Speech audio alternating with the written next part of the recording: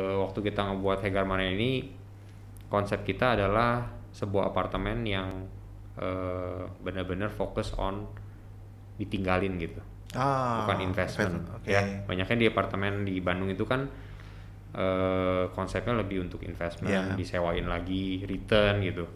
Nah kalau di Hegar Mana ini kita fokusnya benar-benar on living.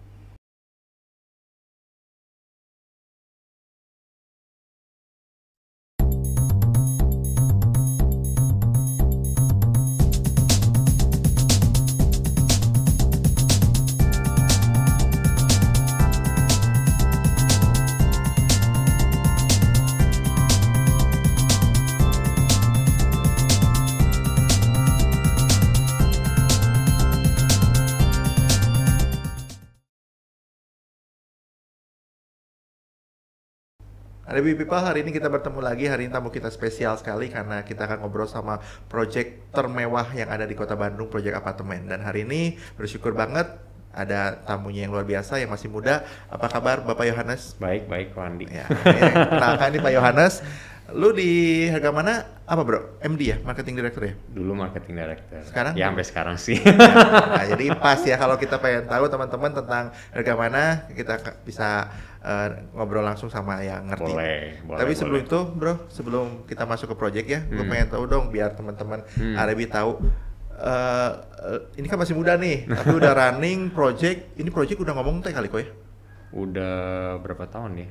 5 tahun ya lebih. Tapi ngomongin skala project udah teh kan? Bukan ratusan lagi. Kayaknya kalau total nyampe sih. Nah teman-teman nih masih muda tapi udah run project sampai TT-an begini nih.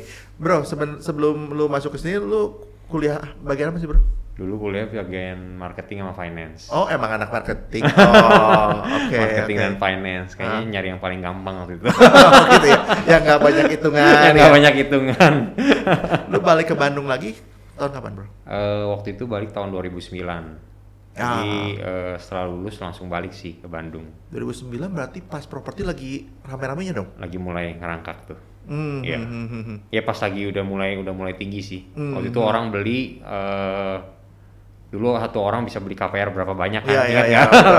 Habis itu pemerintah taruh banyak LTV, regulasi untuk stop. Betul. Karena dulu beli KPR bisa untung semua tuh. Iya, Naik betul. Kan? Naiknya nggak kira-kira lagi. Kira-kira naiknya waktu itu. Iya. Benar-benar. Salah satu proyeknya Bro Yohanes ini gue tau banget bro. Harga lu tuh gue inget banget tuh yang di Jatinangor tuh bro, 125 juta. Awal sekarang udah berapa gitu ya? Iya, betul. Udah lipat banget waktu itu kenaikannya. Benar. Bro, waktu lu masuk balik ke Indo langsung di properti? Langsung. Jadi awal balik sebenarnya ya nggak muluk-muluk lah ya. Memang saya di perusahaan keluarga kan ya. Jadi waktu itu memang ditempatkan di divisi developer landed house waktu awal balik banget. Oh pernah di landed dulu? Landed house dulu. Okay. Waktu itu masuknya belajarnya bagian legal lah. Oh ya? Dia tahu gitu. Perizinan sama pertanahan untuk ngurusin sertifikat. Karena kan basic dari properti kan sebenarnya itu ya gitu. Jadi awalnya sih di situ. Setelah itu sempat keluar dari properti, belajar finance waktu itu yang di Jakarta.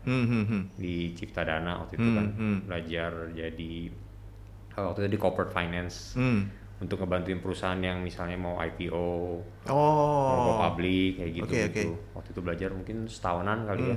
Berarti udah bisa dong meng-IPO-kan perusahaan. Perlu ada tim kayaknya. Gitu. Jadi sempat belajar di sana. Ya mungkin di Jakarta lebih banyak belajar corporate life ya.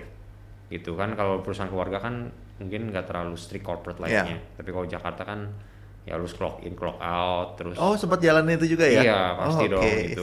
Izin, cuti segala macam kan. Harus nggak jadi lebih belajarnya corporate life lah karena masih awal lah, masih entry level kan kita belum terlalu masuk sampai detail gimana. Gitu. Terus waktu cuman setahun sih di sana sih gitu. Balik lagi Bandung. Nah setelah itu memang waktu itu dari keluarga ada rencana mengembangin Solo. Oh lu ke Solo dulu? Solo, jadi langsung dari Jakarta gue langsung ke Solo. Bikin apa bro? Yang mall, Solo Paragon. Ya waktu itu, ya kalau masih umur segitu masih sambil ngikutin lah ya. Waktu itu kita apartemen udah cukup beres, udah jualan juga. Waktu itu dipegang sama Cici yang apartemennya. Solo Paragon. Solo Paragon. Oh, lu masuk di mallnya. Lu masuknya di mallnya gitu. Ya lu mulai berhubungan dengan tenan sekarang. Iya, tenan. Lu di marketing. Marketing. Ya, kita coba belajar semua hal lah ya. Jadi dari awal sebenarnya sebelum masuk ke marketing kan konsepting yang paling penting ya. Apalagi kalau mall kan.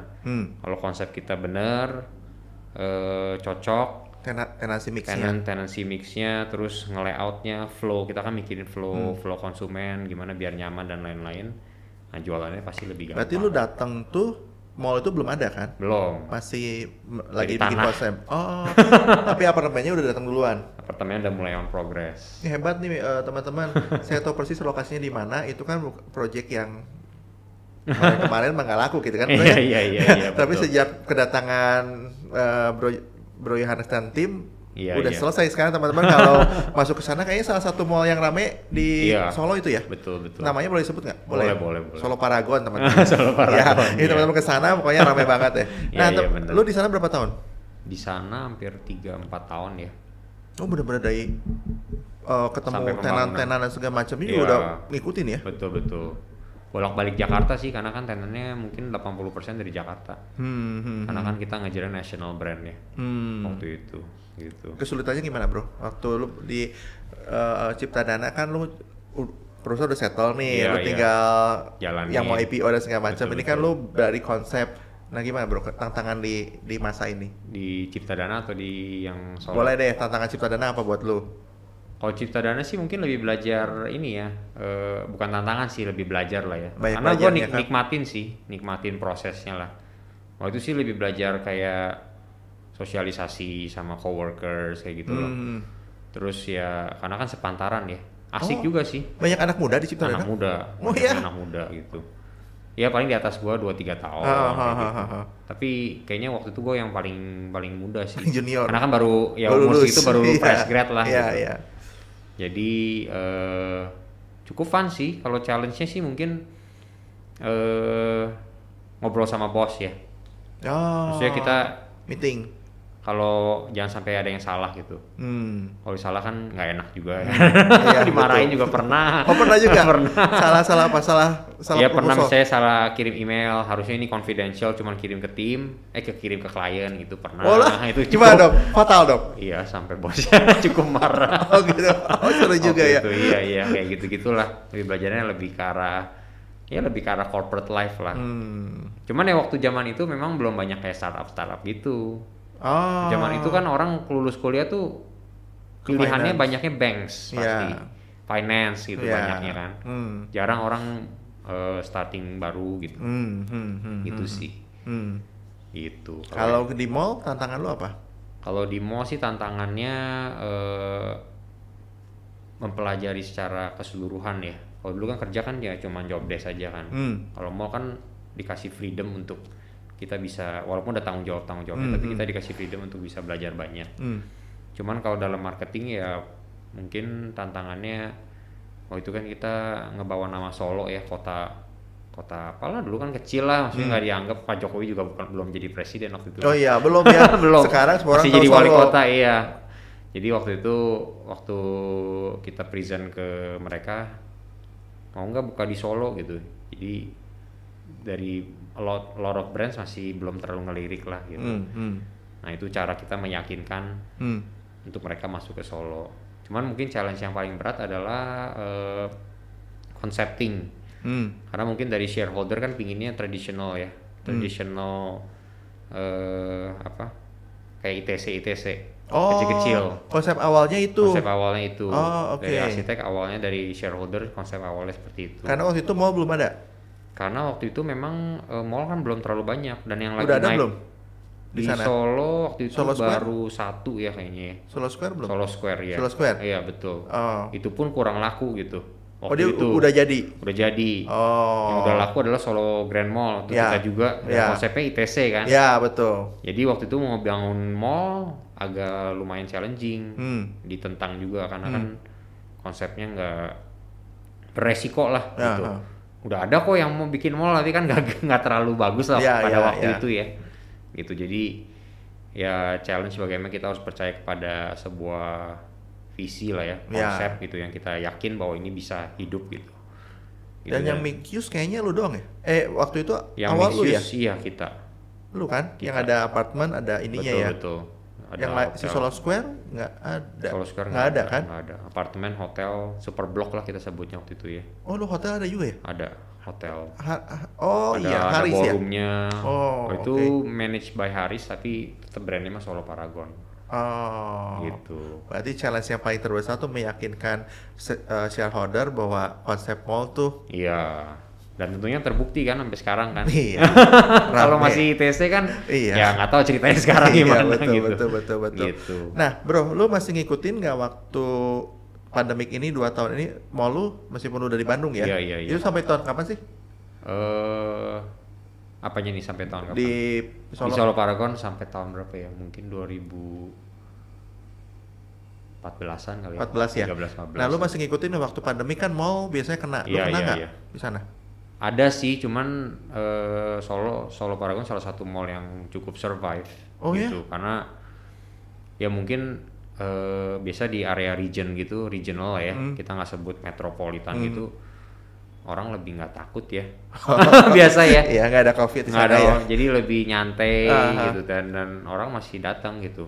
Dan kebetulan waktu itu waktu pandemik ada berapa tenan besar yang masuk lah, check out dan masuk juga gitu. Oh iya? During pandemic? During pandemic, betul. Gitu. Jadi kita cukup kebantu lah, puji Tuhan lah. Jadi selalu ada replacement gitu. Dan kalau mall kan selalu ada something new kan. Jadi waktu lagi pandemic ada sempat renovation, masuk tenan baru ya ramai lagi. Jadi ramai lagi, betul. Kebantu di situ. Enak mana bro? Tinggal di Jakarta sama di Solo bro? Kalau enak mah enak di Solo kayaknya. Oh ya? Ini kota kecil. Kota kecil betul, tapi spiritnya apa ya? Kekeluargaannya very strong ya. Oh ya? Solo? Ya, antara orang-orangnya, family. Maksudnya antara teman-teman gitu. Ya kayak dulu, kayak Bandung zaman dulu lah gitu. Kerasa lah beda gitu.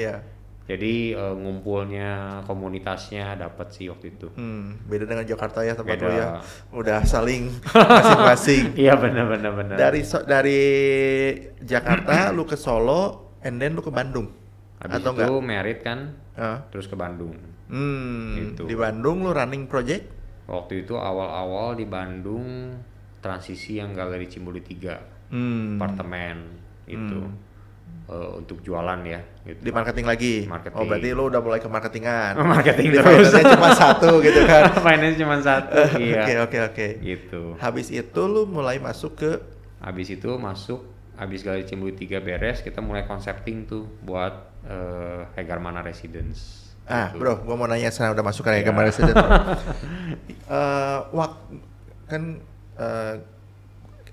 Gue sempet di apartemen lah beberapa masa betul. Gitu bro.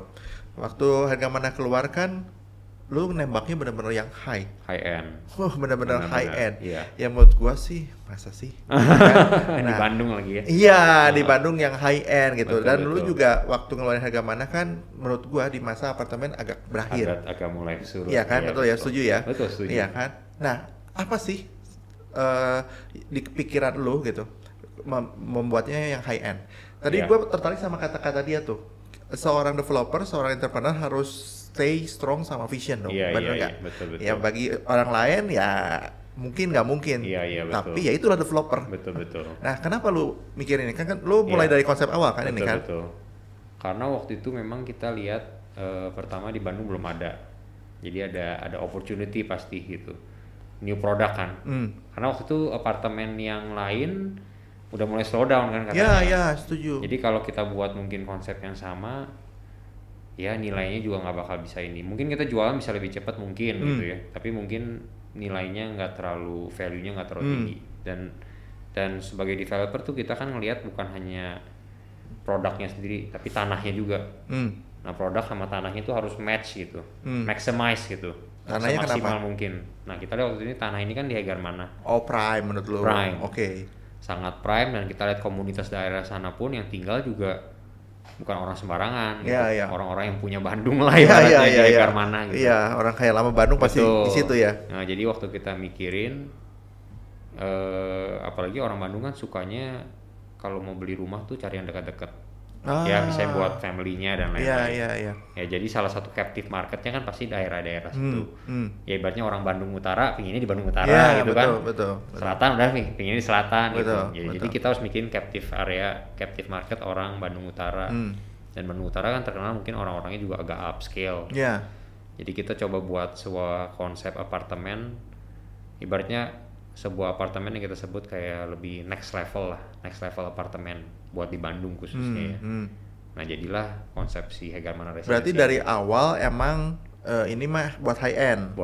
Dari awal mah. Dari awal. Udah ditentukan dari awal gitu. Hebat juga ya, lu pede juga kan. Apartemen lagi itu Mas. Iya betul. Betul. Iya sih, karena kita ngelihat ada potensi. Memang deg-degan juga sih. Sempat deg-degan. Ya pasti jadi lah. Nih gambar semua arsitektur keren. Penjualannya gimana nih? Tapi waktu itu dengan hitungan kita, karena kan ya kalau marketing ada 4Ps ya, pricing, product dan lain-lain, promotion. Itu tuh kita lihat ya ini mungkin yang paling cocok nih buat Hegarmana gitu. Walaupun mungkin gak cepet, tapi in the long run nih bakal bagus gitu. Kita ngelihatnya. Lu starting di harga berapa sih waktu itu per meternya? Waktu itu harga starting di 25 ya. Kan udah per meter 25 juta. 25. Tuh, teman-teman di masa itu tuh wow, 25 juta tuh tinggi loh, Bro. Belum ada ya? Benar-benar. Yang sebelah tetangga yang ini belum ada kan? Belum kan? Belum. Berarti the highest lu dong. Salah satunya kayaknya, betul. Sedangkan Simulate apartemen 3 tuh masih di 16-17 kan ya? Betul. Mau reaching 20 lah waktu itu ya price list ya, tapi kan diskon gitu. Ya. Nah gimana Bor? Waktu lu gambar semua, perizinan udah siap, lu test the water, gimana respon awal? Respon awal cukup bagus sih, karena kayaknya waktu kita ngedesain ini juga kita bukan hanya kayak researchnya cuman sekilas gitu, kita cukup ekstensif lah research sampai kita ke luar negeri juga kan kayak. Maksudnya kita ambil konsep kayak dari Singapura, jadi dari Australia gitu kan kita lihat maksudnya konsep apartemen yang mewah tuh seperti apa sih, karena di Bandung kan nggak ada nih. Betul, itu awal. Jadi kita ambil konsep-konsep mereka dan kita menyesuaikan dengan ya para shareholder project ini kan cukup orang high end juga ya. Ya kita tinggal tanya, gampangnya tinggal sukanya mereka apa ya kita buat gitu kan. Betul. Karena real gitu, marketnya real gitu. Karena dan orang Bandung pula gitu ya. Orang Bandung pula. Jadi awal waktu kita ngehit itu tentunya komunitas lingkungan kita dulu kan, shareholder dan teman-temannya. Itu kan cukup banyak. Dan lihat waktu kita awal launch ternyata dari lingkungan shareholder ini cukup tertarik dan kita jual cukup lumayan lah waktu itu untuk awal launching ya. Tentunya dengan teman-temannya shareholder ini cukup banyak kan, rekan-rekannya Bandung ya. Bandung kenal semua lah ya. Bandung kecil. Iya, jadi waktu itu cukup kebantu waktu awal-awal kita dari relasi ya. Ya balik lagi sih ke relasi ya, karena mungkin shareholder ini juga relasi banyak dan mereka percaya juga produknya bagus ya, karena kita researchnya berdasarkan si shareholder suka ya tentu teman-temannya juga suka lah ya, karena kan satu level. Gitu. Satu community juga. Betul, benar-benar.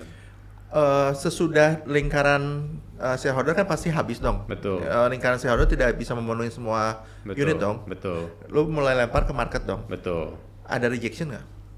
Tentu ada, tentunya harga ya. Rejection tetap ke harga. Pasti banyaknya. Mereka sih kalau ngelihat konsep awal belum kebayang lah ya.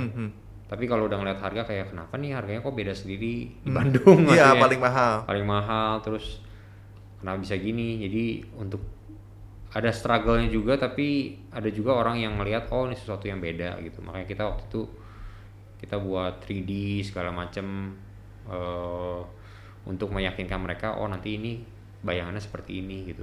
Tapi mungkin yang membuat strong yang bikin menarik adalah konsep utamanya. Apa tuh bro? Konsep utamanya, lu boleh cerita dikit nggak? Boleh. Jadi waktu kita ngebuat Hegarmana ini, konsep kita adalah sebuah apartemen yang benar-benar fokus on ditinggalin gitu, bukan investment. Ya, banyaknya di apartemen di Bandung itu kan konsepnya lebih untuk investment, disewain lagi, return gitu.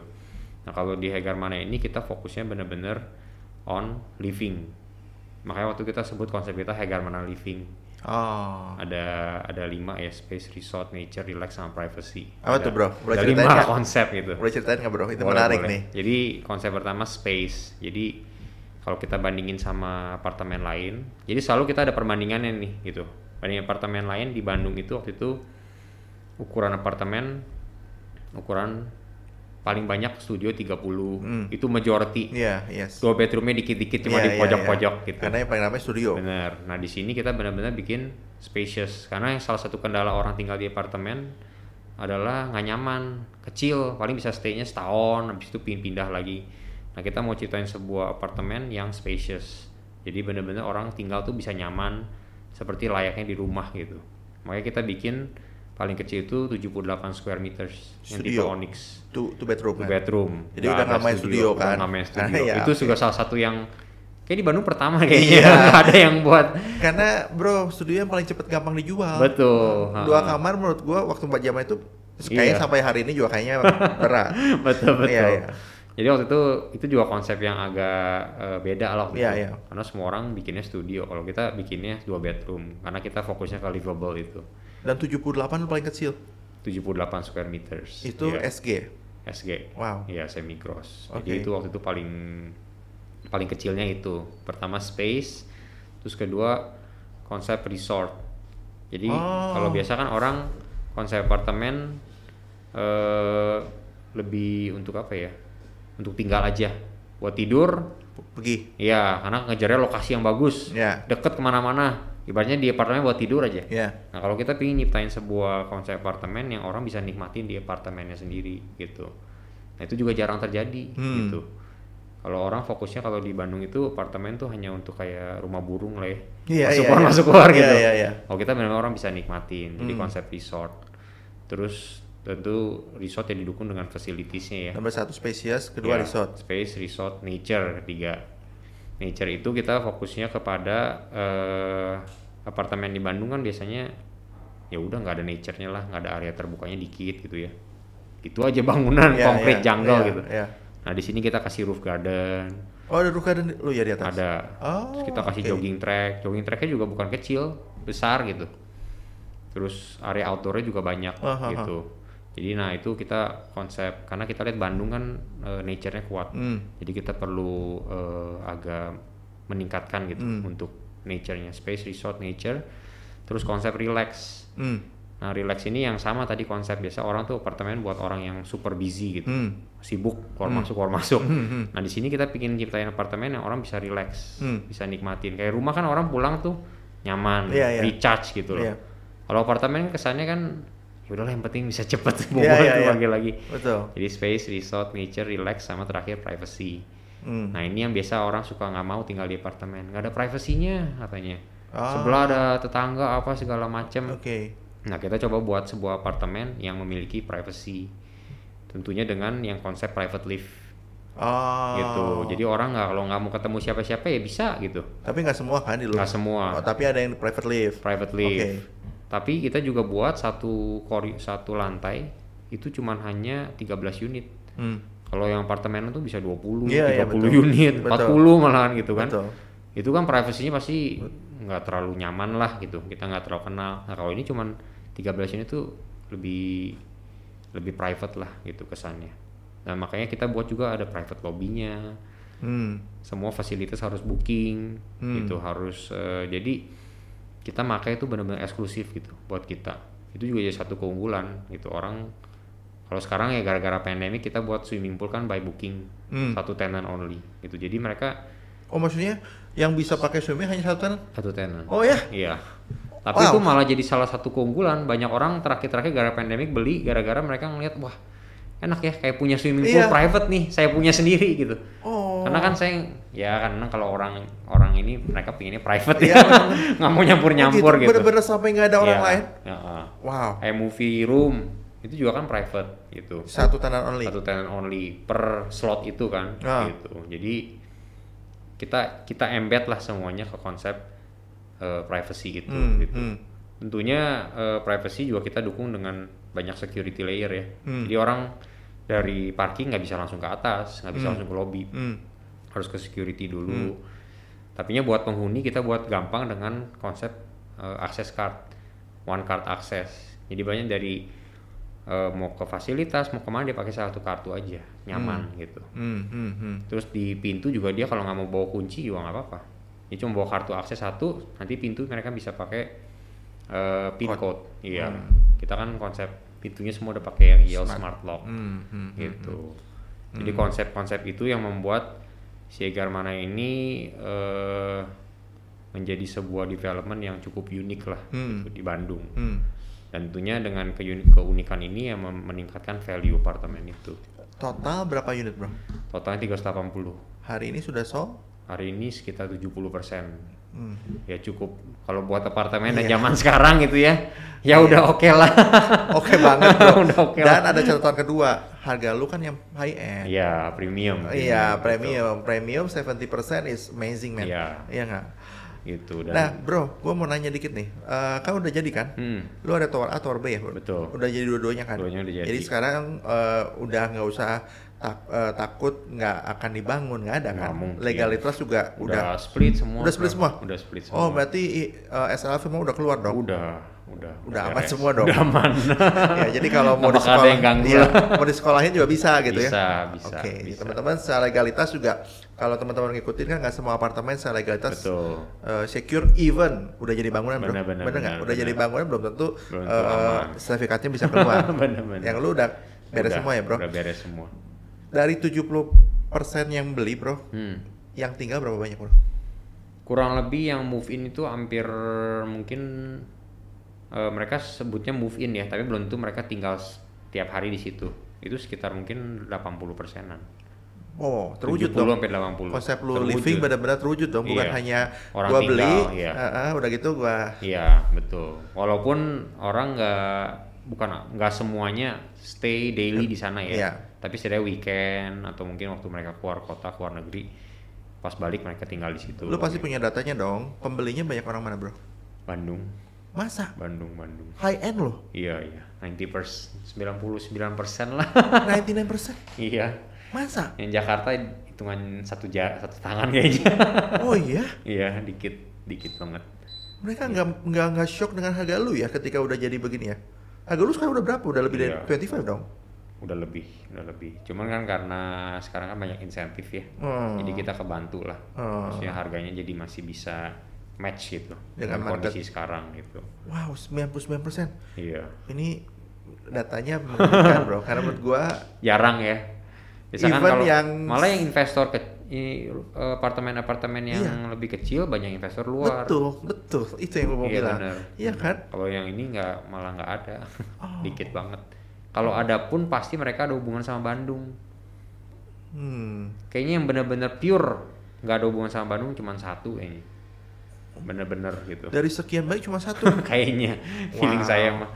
Yang lain mah pasti ada hubungan sama Bandung atau apa gitu. Nah bro, data kedua yang gue butuh tahu, umur berapa range-nya? Range-nya sih agak lebih tua. Oh, benar-benar yang udah mature secara finansial. Ya, mungkin average bisa 45-50 kali ya. Gitu. Lebih mature financial. Walaupun mereka beli buat anaknya ya. Tapi itu inline, itu matching dengan konsep lu dong, yang relax, yang mature. Mereka kan udah butuh yang begituan kali. Betul. Bukan yang bener. kayak lu yang lagi tenaganya lagi dulu ya. Benar-benar buat dinikmatin lah gitu. Fasilitinya kalau lu perhatiin dipakai nggak sama mereka? Dipakai. Justru yang kita quite on point gitu waktu kita nge-konsep facilitiesnya, ternyata ini fasilitas yang benar-benar kepake gitu. Bukan kayak apa ya, asal-asal kita ambil archery lah atau apa gitu kan, itu kan jarang. Kita memang waktu ngedesain facility kita fokusnya kepada komunitas, karena kita pingin si apartemen ini ya sebagai developer kan kita komit kepada community yang kita bangun ya gitu. Jadi kita buat fasilitas-fasilitasnya yang mendukung konsep community ini gitu, karena Bandung community strong. Jadi ada home theater, karaoke room, swimming pool, itu bisa nikmatin dari yang generasi tua sampai yang generasi muda gitu. Jadi ada waktu mereka bisa spend quality time, dan ini sangat terbukti waktu COVID. Oh, terpakai? Bener-bener waktu COVID tuh bener-bener orang tuh kan karena hiburan di luarnya pada close. Jadi waktu itu kita salah satu apartemen yang fasilitas cukup lengkap gitu. Jadi kerasanya weekend nggak keluar kemana-mana juga mereka cukup nikmatin lah. Ada playground sendiri dan playground kita juga kan kayak kidzona gitu kan, gede gitu maksudnya. Bukan kayak kecil gitu kan. Bukan seadanya gitu. Karena benar-benar kita mikirin gitu. Jadi ada movie theater, jadi bisa full tuh. Mereka bisa main basket tuh di luar, jogging track, terus sorenya mungkin mau nonton, terus malamnya mungkin kalau kita juga ada ruang spa, mereka bisa panggil terapis, bisa pijet kayak gitu-gitu. Jadi udah sangat apa ya, kayak hotel lah ya, kayak resort, makanya kita kan dari awal konsepnya seperti. Lu juga ada salon ya lah? Ruangan buat salon? Bukan, lebih ke spa lah. Jadi kayak tempat buat pijet, tapi kita nggak ada terapisnya. Karena konsep fasilitas kita tuh kayak apa ya? Kayak mungkin di luar negeri kan banyak ultra rich yang rumah-rumah yang super mewah. Nah konsepnya gitu, jadi mereka bisa milikin fasilitas-fasilitas ini, tapi kalau terapisnya lah itu bisa panggil dari luar. Tapi menarik bro, di zaman COVID begini kan orang malas bawa terapis ke rumah kan, bisa betul. Transit di ruangan di lobby kan. Betul, iya kalau mereka agak risih gitu bawa ke rumah ya mereka bisa pakai di fasilitas kita gitu. Berarti lu udah playground buat anak kecil. Betul. Ada nih. Ada. Basket buat teenager. Ada. Buat yang mau jogging, mau sehat 30-40 tahun yang harus mulai ada. Family time ada karaoke room atau movie theater gitu kan. Betul. Mau berenang rame-rame satu family boleh dong? Bisa, iya tergantung bookingan unit kan. Iya. Buat yang eksekutif kita punya business center. Oh ada lagi? Ada. Apa isinya itu? Di business center basically tempat print, ya meja, kita ada printer, kita siapin komputer juga kita siapin. Terus kayak ada bukan library sih ya, majalah-majalah kalau mereka mau nyantai, baca-baca, relax kerja. Nah waktu awal pandemi itu rame banget karena orang nggak bisa ke kantor kan, jadi mereka panggil staff mereka kadang ke situ. Oh ya? Iya. Kita ada meeting room juga, kita ada meeting room. Meetingnya di situ? Meetingnya bisa, kita ada memang specialized meeting room lah. Dalam business center ada meeting room lagi. Nah meeting room terus ada proyektor. Jadi yang kita kasih di sini bukan hanya sebuah produk apartemen aja, tapi pelayanan gitu. Jadi contohnya kayak function room kita. Kalau ke apartemen lain function roomnya tuh ya udah ruangan itu. Lu mau apain dalamnya ya lu cari sendirilah vendornya. Nah kalau kita tuh full service. Sampai nanti kita datengin bapak mau eventnya, seatingnya, arrangementnya gimana nih, round table. Oh iya sampai segitunya. Dan kita provide chair. Ya dari kursi, dari meja, paling makanan yang mereka bisa arrange sendiri. Tapi facilities di dalamnya itu udah kita siapin. Sama juga dengan meeting room, bukan kayak cuma ruangan gitu. Kalau perlu disiapin proyektor, kita ada. Jadi itu yang kita coba berikan ya, yang sekarang orang bisa ngerasain real gitu kalau di negara mana. Dan juga receptionnya, apartemen-apartemen lain biasa ya either kosong receptionnya atau kurang cuma security yang di sana. Kalau kita benar-benar receptionist, kecuali ada jam malam ya. Jadi benar-benar receptionist yang bisa ngebantu untuk misalnya top up. Jadi nggak usah ke kantor. Kalau bisa kan ke kantor building management untuk top up segala macam. Kalau ini bisa kita layanin di reception. Dan reception untuk tower A, tower B juga punya sendiri-sendiri. Oh terpisah lagi? Terpisah. Jadi tower B punya reception sendiri. Kita jadi make it convenient buat benar-benar si penghuni itu tinggal gitu. Itu sih yang kita coba jual gitu ya. Dan ini agak susah kalau kita cuma ngomongin aja. Harus orang bener ngerasa gitu. Jadi kalau teman-teman yang nonton ke sini yang mau cari apartemen boleh dong. Boleh. Ke tempat lu ya bro ya. Boleh. Nah, rasain dulu aja. Iya. Nanti kalau teman-teman mau ke tempat bro nanti ada nomor telepon staffnya dia yang akan bantu ya, staff marketing lo ya bro ya. Siap. Di sini ya. Nah, kok gua mau nanya satu lagi. Kan aduh, tadi gue nanya apa ya? Pas tadi ngomong itu, ingat. Kok kan udah jadi nih, 2 apartemen itu udah jadi. Betul, iya. A dan B-nya. Betul. Kemarin COVID gimana kok? Ada yang kena juga kan di situ kan pasti? Pasti ada lah. Treatment lu sebagai building management? Kita udah ada SOP yang kita ingin lah, kita tentukan. Gitu. Jadi ya setiap kasus kan beda ya, gitu. Jadi udah ada SOP masing-masing yang untuk kita jalankan. Terus dari safety protokol juga kan kita langsung gercep ya. Waktu awal langsung beberapa touch lift kita ganti ke touchless. Oh lu udah lakukan itu juga? Udah yang touchless semua? Betul, dan kebetulan kan konsep kita banyak outdoor ya. Jadi bukan semuanya lobbynya itu kan sebenarnya kalau kita buka pintu depan pintu belakang itu angin flow gitu. Jadi cukup enak lah gitu. Malah lebih itu ya, lebih natural ya, lebih natural, bebas. Iya. Karena waktu kita ngedesain kan juga pakai arsitek yang ternama, jadi secara lightingnya semua dapet gitu. Jadi nggak ada ruangan yang kebekep gitu, karena apartemen kan gitu ya, ada yang ada matahari. Betul. Ini kalau kita hampir semua terkena matahari area fasilitas ya gitu. Jadi cukup oke lah gitu. Terhandle dengan baik. Kok lu kan masih ada stok nih. Betul. Yang kalau yang nonton mungkin bisa kontak ke lu. Iya. PPN masih berlaku nggak sih? PPN masih sekarang kan udah 11 ya. Bukan 11%. Subsidi PPN-nya masih berlaku. Ya? Berapa sekarang? Masih 10% atau 5%? Kalau yang di bawah 2M itu 50% kan. Kan lu bangunan udah jadi semua dong, berarti aturan itu bisa berlaku dong? Bisa berlaku. Dan juga yang udah di atas 2M itu paling diskonnya 25% PPN-nya. Diulang kok, kalau di bawah 2M 50%. Ya.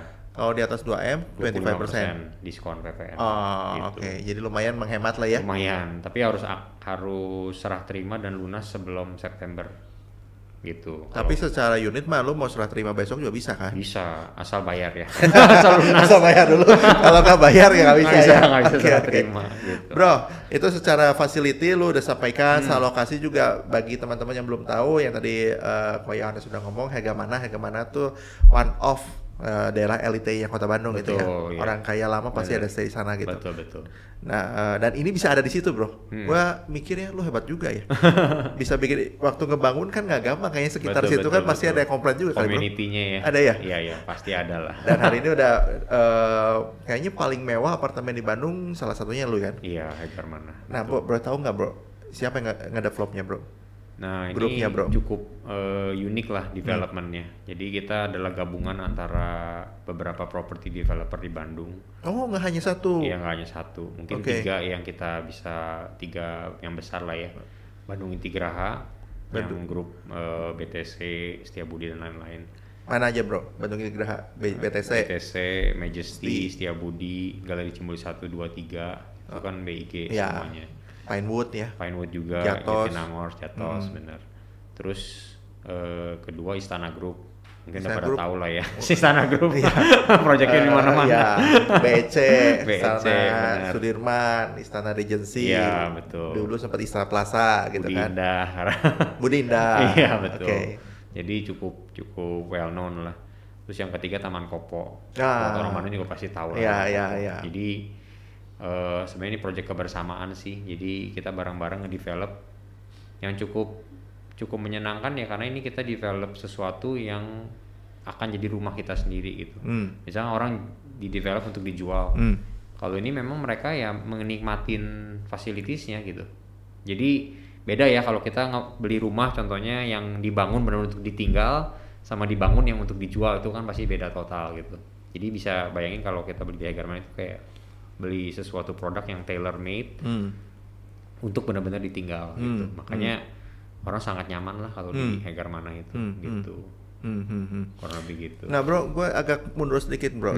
Yang tadi gue lupa, keingetan sekarang. Lo kan pakai interior ya, waktu itu interiornya siapa sih yang lo pakai? Pak Tirto. Nah, cerita dikit dong sama Tirto itu, bro. Itu lumayan terkenal kan? Terkenal.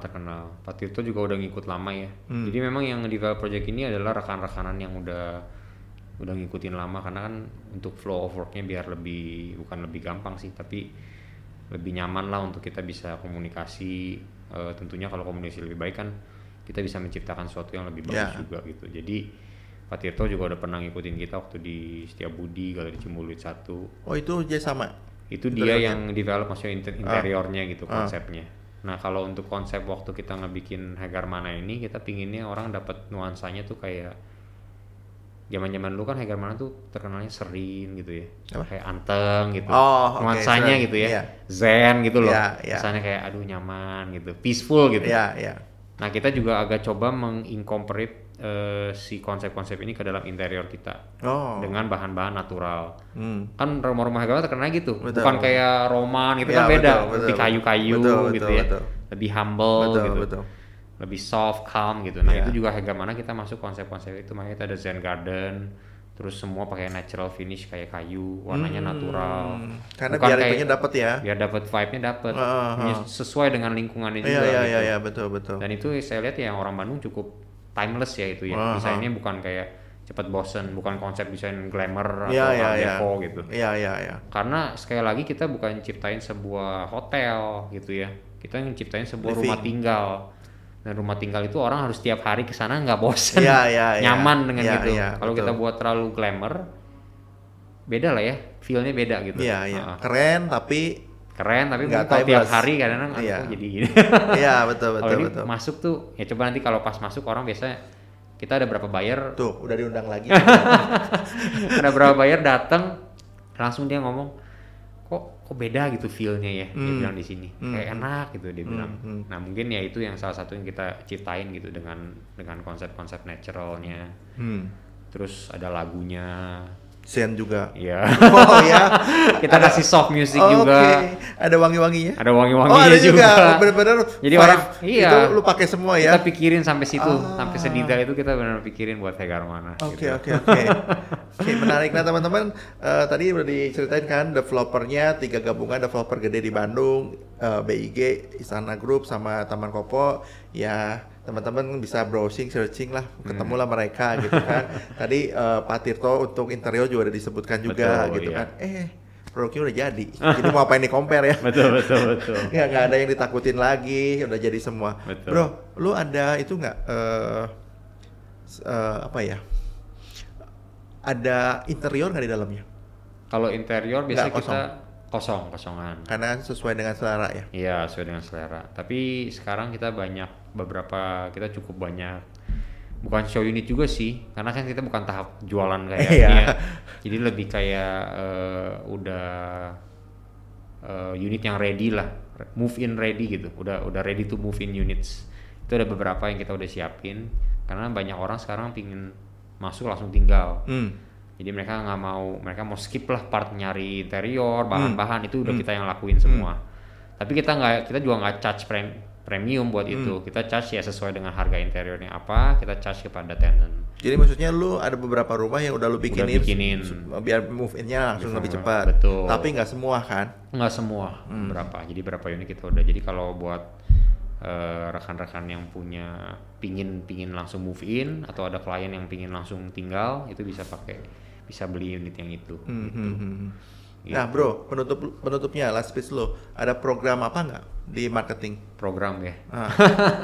Todong aja sekali ya, selain PPN. Iya. Pertama PPN. Memang kalau Hegarmana kita nggak terlalu banyak ngomong program ya, karena orang-orang yang beli di Hegarmana susah diiming-imingin dengan program. Mau berapa gitu ya? Betul. Cuman mungkin yang kita bisa share adalah kita sekarang memang ngejarnya ke cash crush. Karena bisa orang buat langsung tinggal. Gitu. Jadi kalau mau diskon maksimal ya cash keras aja. Gitu. Nanti kita hitungin yang sesuai. Tapi di satu sisi juga kita kasih flexible payment option. Jadi tailor made karena yang beli banyak pengusaha. Karena mereka deposito baru cair kapan, apa. Nah kita bisa sesuaikan. Tapi nanti diskonnya kita atur gitu. Normally-nya installment berapa lama? Installmentnya sekarang kita cuman maksimal di 2 tahun. 2 tahun gitu. Tapi kita udah nggak ngejar ke sana sih. Tapi gitu. Kalau misalkan setahun atau 2 tahun rumahnya meskipun udah ready belum bisa masuk dong? Atau belum bisa. Kecuali kita ada program juga kalau memang mereka mau move in tapi belum masih nyicil, itu mereka at least harus masuk di 50%. Oh itu ya, bisa? DP-nya 50%, misalnya sisanya di 2 tahun, itu masih bisa. Gitu, jadi kita kasih ada option itu juga.